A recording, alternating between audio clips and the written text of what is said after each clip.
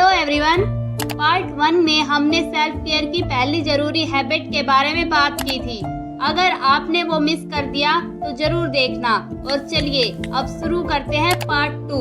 लेकिन दी, अगर मैं अपने लिए टाइम निकालूंगी तो लोग कहेंगे मैं सेल्फिश हो गई। ये बात हर लड़की ने कभी ना कभी सोची होगी और शायद तुम भी ऐसा सोचती हो। लेकिन सुनो, सेल्फिश और सेल्फ केयर में बहुत बड़ा फर्क होता है। सेल्फिश इंसान सिर्फ अपने बारे में सोचता है, लेकिन जो लड़की रोज सिर्फ 20 मिनट खुद के लिए निकालती है वो सेल्फिश नहीं, समझदार होती है। क्योंकि जो खुद ही अंदर से टूट चुकी हो वो किसी और को कितनी देर तक संभाल पाएगी।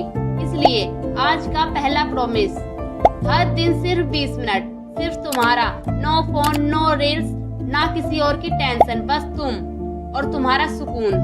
सेल्फ केयर का असली मतलब, तुम खुद को इग्नोर कब करना शुरू कर देती हो? मैं तुमसे एक और सवाल पूछना चाहती हूँ। कभी ऐसा हुआ है पूरा दिन तुम हंसती रही, सबसे बात की, सबके सामने नॉर्मल रही, लेकिन रात को जैसे ही रूम की लाइट बंद हुई आंखों में आंसू आ गए और वजह भी समझ नहीं आई? अगर ऐसा कभी हुआ है तो प्लीज एक बात समझ लो, तुम वीक नहीं हो, तुम सिर्फ बहुत दिनों से खुद को सुन नहीं रही। हम लड़कियों की एक आदत होती है, हम अपनी हर फीलिंग को पोस्टपोन कर देते हैं। बुरा लगा? छोड़ो, बाद में सोचूंगी, अभी टाइम नहीं है, बस ये काम खत्म हो जाए। और धीरे धीरे हम इतनी आदत बना लेते हैं कि एक दिन हमें खुद ही समझ नहीं आता कि हमें खुशी किस बात से मिलती है और दुख किस बात से। लेकिन दी, मैं अपनी फीलिंग किसी को बता भी नहीं सकती। किसी और को बताना जरूरी भी नहीं है। सबसे पहले खुद को तो बताओ।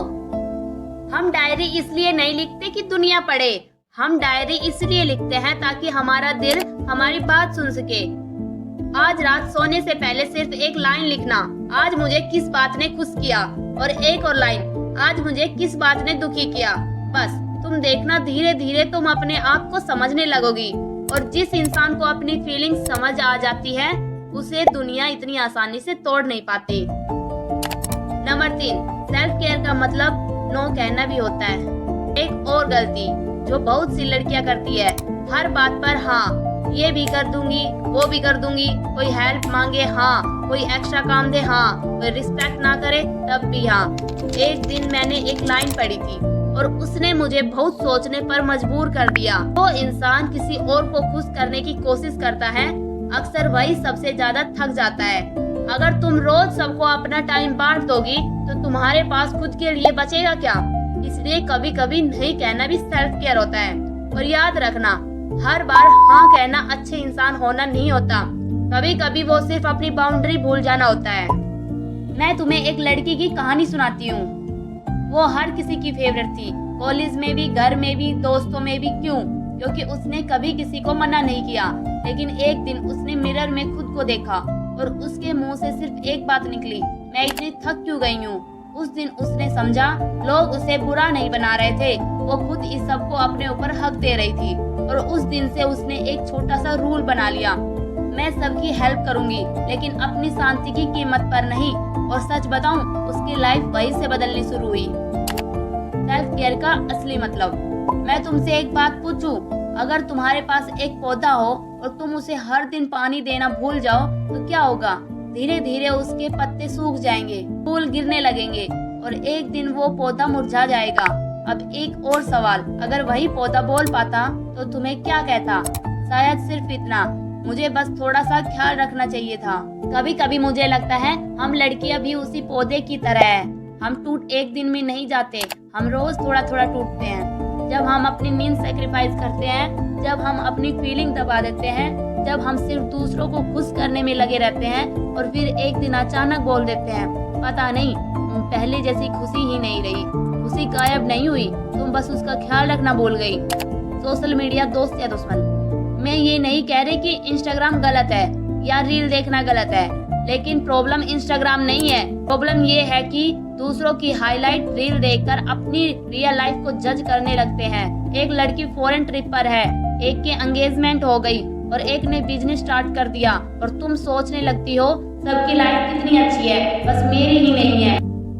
लेकिन तुम एक बात भूल जाती हो, कैमरे के पीछे की जिंदगी किसी को नहीं दिखती। हाँ, स्माइल के पीछे एक स्ट्रगल होता है, हर सक्सेस के पीछे कोई फेलियर होते हैं। इसलिए कभी भी किसी की 30 सेकंड की रील देखकर अपनी पूरी जिंदगी को जज मत करना। लेकिन दीदी मैं कंपैरिजन करना चाहती नहीं हूँ, बस हो जाता है। हाँ, ये नेचुरल ही है, लेकिन हर आदत की तरह ये भी बदली जा सकती है। आज से एक रूल बना लो, सुबह उठते ही फोन नहीं, पहले अपनी लाइफ बाद में दुनिया। तुम देखना, सिर्फ इसी एक हैबिट से तुम्हारा माइंड कितना हल्का फील करेगा। नंबर 5, खुद से बात करना सीखो। हम पूरा दिन सबसे बात करते हैं, फ्रेंड्स, फैमिली, टीचर्स, ऑफिस, लेकिन एक इंसान है जिससे हम सबसे कम बात करते हैं, खुद से। मिरर के सामने खड़े होकर कभी खुद से पूछो तू ठीक है, और अगर जवाब आए नहीं तो उस जवाब से भागना मत, उसे सुनना, क्योंकि जिस दिन तुम खुद को सुनना सीख जाओगी उस दिन दुनिया की आवाज तुम्हें कम परेशान करेगी। मैं तुम्हें एक सच बताती हूँ, एक लड़की थी, उसने पूरी लाइफ सिर्फ एक काम किया, सबको खुश रखा, और एक दिन उसने डायरी में सिर्फ एक लाइन लिखी, मैंने सबका ख्याल रखा बस अपना नहीं। ये लाइन पढ़कर मुझे एक बात समझ आई, हम अक्सर अपनी सबसे बड़ी लड़ाई दुनिया से नहीं खुद से हारते हैं, और इसीलिए सेल्फ केयर लग्जरी नहीं, जरूरत है। वीडियो खत्म करने से पहले मैं तुमसे सिर्फ एक रिक्वेस्ट करना चाहती हूँ, आज रात सोने से पहले मिरर के सामने सिर्फ 1 मिनट खड़ी होना और अपनी आंखों में देखकर एक सवाल पूछना, क्या मैं वैसे ही अपना ख्याल रखती हूँ जैसा दूसरों का रखती हूँ? अगर जवाब हाँ है तो मुझे तुम पर गर्व है, और अगर जवाब नहीं है तो प्लीज खुद को बुरा मत कहना, बस आज से बदलना शुरू करना, क्योंकि जिंदगी एक दिन में नहीं बदलती, लेकिन एक डिसीजन पूरी जिंदगी बदल सकता है। इन सबसे बड़ी मिस्टेक्स मैं बताती हूँ मैं आपको। मिस्टेक नंबर 1, सेल्फ केयर को सिर्फ फेस वॉश, मेकअप और शॉपिंग समझना नहीं। ये सब अच्छा है, लेकिन अगर तुम्हारी आंखों में सुकून ही नहीं है तो महंगा मेकअप भी तुम्हारी स्माइल वापस ले सकता है। मिस्टेक नंबर 2, हर बात को दिल पर ले लेना, कोई कुछ बोल दे और तुम पूरा दिन उसी बात को सोचती रहो। मैं भी पहले ऐसे ही थी, कोई कुछ कह देता था तो मैं चुप हो जाती थी, कभी कभी रो भी पड़ती थी। फिर एक दिन मुझे समझ आया, लोगों के वर्ड्स उनकी सोच देखते हैं, मेरी वैल्यू नहीं। उस दिन के बाद मैं बदलना शुरू हुई, और आज ये बात मैं तुम्हें इसलिए बता रही हूँ क्योंकि शायद तुम भी इसी चीज से गुजर रही हो। मिस्टेक नंबर 3, ये सोचना कि जब सब ठीक हो जाएगा तब मैं खुश रहूंगी। नहीं, खुशी कोई डेस्टिनेशन नहीं है, खुशी रोज की छोटी छोटी आदतों में होती है। एक अच्छी नींद, एक अच्छी किताब, एक वॉक, एक कप चाय, खुद के साथ 20 मिनट। मैं तुम्हें एक आखिरी बात बोलना चाहती हूँ, सोचो 10 साल बाद तुम्हारी एक छोटी सी बेटी हो, वो तुम्हारे पास आए और बोले मम्मा मैं बहुत थक गई हूँ। तुम उससे कभी ये नहीं कहोगी ना और काम करो, तुम उससे गले लगाओगी और कहोगी बेटा पहले ख्याल रखो। तो फिर एक सवाल है, तुम अपनी बेटी के साथ इतने प्यार से बात कर सकती हो, खुद के साथ इतनी सख्ती क्यों? तुम भी किसी की बेटी हो और सबसे पहले खुद की जिम्मेदारी हो, इसलिए आज से खुद को इग्नोर करना बंद करो, अपनी फीलिंग को इम्पोर्टेंस दो, अपने सपनों को इम्पोर्टेंस दो। याद रखना, तुम्हारा खुद का ख्याल रखना किसी और के खिलाफ जाना नहीं है, ये खुद के साथ खड़ा होना है। और जाने से पहले मैं चाहती हूँ कमेंट में सिर्फ एक लाइन लिखना, आज से मैं भी इम्पोर्टेंट हूँ। मैं हर कमेंट पढ़ूंगी, और अगर इस वीडियो ने तुम्हारे दिल को थोड़ा सा भी छुआ है तो इसे उस लड़की तक जरूर पहुँचाना जो हमेशा सबका ख्याल रखती है लेकिन अपना नहीं। सो बाय बाय।